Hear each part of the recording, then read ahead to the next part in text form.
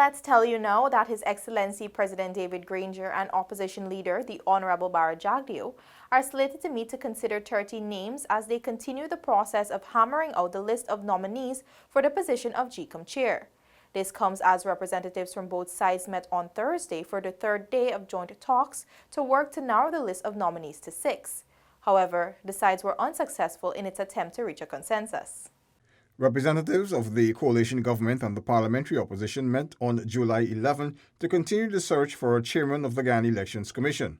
Director General of the Ministry of the Presidency, Joseph Harmon, revealed that President Granger's 8 nominees, plus 5 of those submitted by opposition leader Bara Jagdeo, have been shortlisted. The representatives of the president and the leader of the opposition had gotten to a point where they believed that our two principals should meet.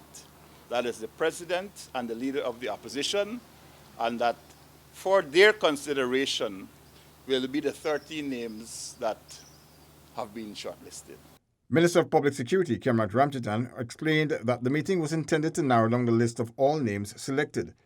Additional names, he said, were to be provided by the opposition who failed to do so. The minister said that the opposition team also refused to consider the 8 names proffered by the president. It is not being with good faith negotiating if when you do it in relation to their 11 names that we cannot do it. That is not being consensualist. They are being very unilateralist. Literally, they are dismissing the 8 names, stating that we don't have to say whether that should be narrowed down further, so that with that narrowed down from the 8, let's say 4 or whatever it is, they will now have 5 and 4, and then we could probably leave that with the president and the leader of the opposition to then work out their 6 from that. The minister took umbrage to the opposition team's claims that they needed to verify whether the list submitted by President Granger found favor with him. President Granger was obviously names that came from us, and there must have been, to a certain extent, names that should be shortlisted. That is not acting in good faith.